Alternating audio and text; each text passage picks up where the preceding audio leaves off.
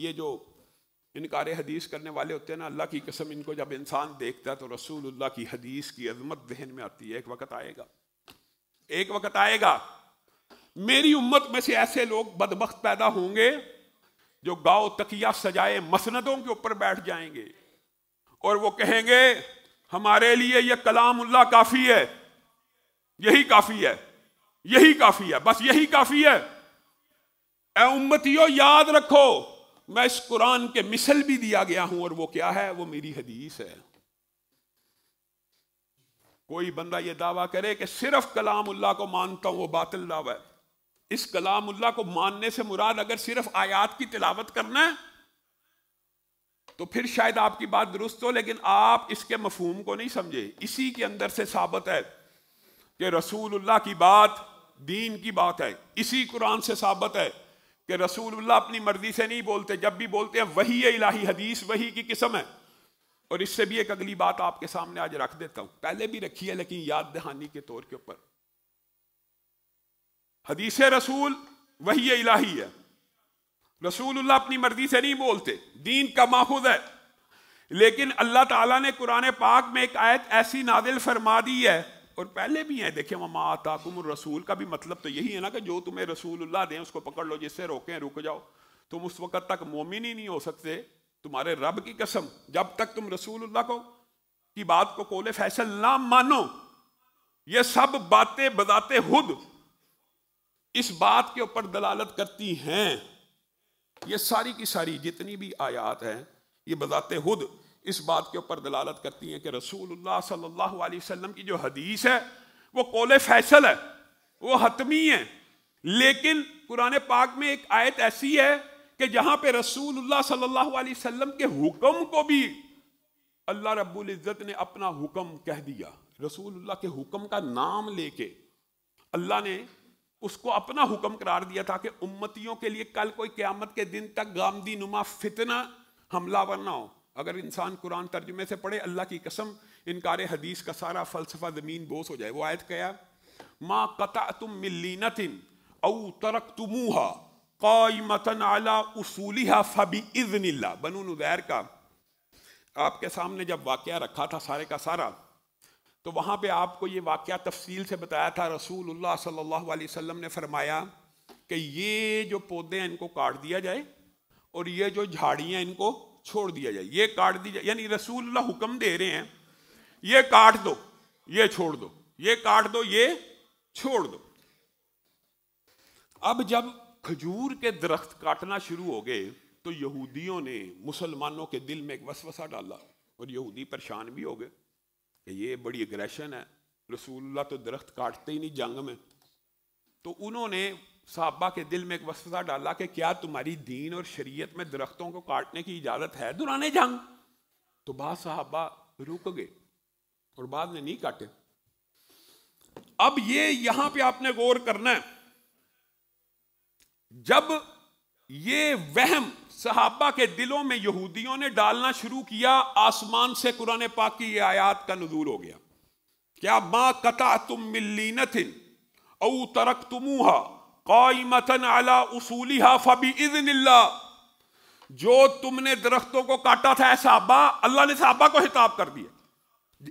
وسوسہ کن کے دل میں ڈالا تھا؟ صحابہ کے دل میں۔ جو تم نے کاٹے تھے اور جو تم نے چھوڑے تھے، یا جس نے نہیں کاٹے، جو جو درخت تم نے کاٹا تھا، جو جو جھاڑی تم نے چھوڑی تھی، یہ حکم کون دے رہے تھے صحابہ کو؟ رسول اللہ۔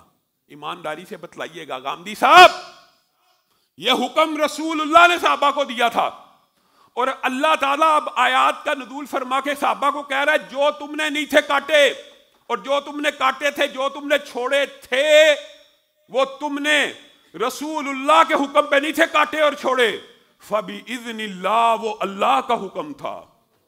رسول اللہ کی حدیث کو، رسول اللہ کے قول کو اللہ نے قرآن پاک میں اپنا حکم قرار دیا۔ گامدی صاحب، آپ کو سر چھپانے کی جگہ نہیں ملے گی۔ انکار حدیث کرنے والوں، ذرا اس آیت کے اوپر غور کرو۔ اگر تمہارا یہ دعویٰ ہے کہ حکم تو سارے قرآن پاک میں ہیں، پورا قرآن پاک اٹھا لیجئے، اور یہاں پہ یہ ماضی کے صیغے میں یہ تو بتلا دیا گیا جو تم نے کاٹے تھے، جو تم نے چھوڑے تھے، وہ کس کے حکم سے تھے؟ اللہ کے حکم، وہ حکم قرآن پاک میں دکھائیے جہاں پہ اللہ نے کہا ہو یہ کاٹو اور یہ چھوڑو، یہ کاٹو اور یہ چھوڑو، یہ حکم قرآن پاک میں کہاں ہے؟ قرآن کی کس آیت میں؟ یہ حکم رسول اللہ صلی اللہ علیہ وسلم نے صحابہ کو دیا تھا. اور حرمت علیکم المیتۃ، انکار حدیث کرنے والے قیامت تک قرآن کی اس آیت کا ترجمہ کرنے سے عاجز اور قاصر ہیں. تمہارے اوپر حرمت علیکم المیتۃ، تمہارے اوپر کیا؟ مردار حرام کر دیا گیا. پھر کہانیاں بنا کے لاتے ہیں اور انسان کے دل کو کوفت ہوتی ہے. تاریخ کے اوپر تو ایمان ہے لیکن حدیث کے اوپر ایمان نہیں ہے. اگر مردار حرام ہے قرآن پاک میں، گاندھی صاحب آپ مچھلی کیسے تناول فرماتے ہیں؟ مچھلی کو پانی سے نکالا جائے تو مر جاتی ہے، مردار ہو جاتی ہے کہ نہیں ہوتی؟ سمندری مخلوقات جن کو پانی سے نکالا جائے سارے مردار ہوتے ہیں کہ نہیں ہوتے؟ اللہ نے قرآن پاک میں کہا حرمت علیکم المیتۃ، یہ سارے مردار حرام ہیں. مچھلی کیسے حلال ہوگی؟ بتائیے. انکار حدیث کرنے والے کامک تویاں تو مار سکتے ہیں، تاریخ، تواتر، اجماع کی کہانیاں تو سنا سکتے ہیں، حالانکہ کتنا صاف اور ستھرا عقیدہ ہے کہ رسول اللہ صلی اللہ علیہ وسلم کے پر وانزلنا الیک الذکر، یہ قرآن اللہ نے رسول اللہ پہ نازل فرمایا. حرمت علیکم المیتۃ کی آیت کس کے اوپر نازل فرمائی؟ رسول اللہ پہ. لتبین للناس ما نزل الیہم، تاکہ رسول اللہ وضاحت کر دے اس کا اصل ترجمہ کیا ہے. رسول اللہ نے وضاحت کر دی اس آیت کی بھی، اور کہا یہاں پر دو مردار کو اللہ تعالیٰ نے حلال قرار دے دیا. قرآن پاک میں تو حرام ہے، رسول اللہ تشریح کریں گے اس آیت کی بھی، اور رسول اللہ نے تشریح کرتے ہوئے کہہ دیا دو مردار اور دو خون حلال کر دیے گئے اس آیت کی تشریح میں. یہاں پہ اگلی حرمت خون کی بھی ہے، حرمت علیکم المیتۃ والدم کی ذکر بھی موجود ہے. دو خون بھی حلال کر دیے گئے اور دو مردار بھی حلال کر دیے گئے. اے اللہ کے رسول، وہ کون سے احلت لنا میتتان والدمان کی حدیث ہے، وہ کون سے دو مردار حلال کر دیے گئے؟ ایک مچھلی کو اور ایک جرات کو، جس کو ہم ٹڈا کہتے ہیں، بڑا جو گراس ہاپر سے بڑا ہوتا ہے، سندھ کے اندر فصلوں کے اوپر اکثر حملہ آور ہوتا ہے، سعودیہ میں کثرت سے پایا جاتا ہے.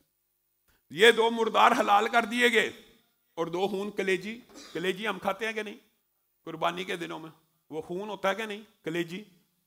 رسول اللہ صلی اللہ علیہ وسلم، قرآن میں تو وہ بھی حرام ہے، اس کو بھی رسول اللہ صلی اللہ علیہ وسلم کی حدیث حلال کرتی ہے. اور عقل کے اوپر پردہ دیکھیے انکار حدیث کرنے والوں کو. میں نے اس حوالے سے کچھ عرصہ قبل انٹرنیٹ کے اوپر ایک جگہ بات چیت انکار حدیث کے ساتھ ہو رہی تھی، تو میں نے کہا یار مچھلی کھا لیتے ہو، وہ مردار ہے، رسول اللہ کی حدیث نہیں مانتے، حدیث مان لو حلال کر کے، اس کو حلال حرام سمجھ کے کھاتے جاتے ہو چوری چوری.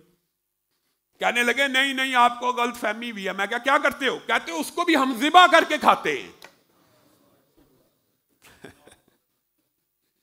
مچھلی کو بھی ذبح کر کے کھاتے ہیں، یعنی مچھلی نکال کے ویسے مردار ہو جاتی ہے، اس کو ذبح کرتے ہیں. رسول اللہ کی حدیث نہیں ماننی، آگے سے ہیلے اور بہانے کرنے کہ ذبح کر کے کھا لی جائے گی، ذبح کر کے.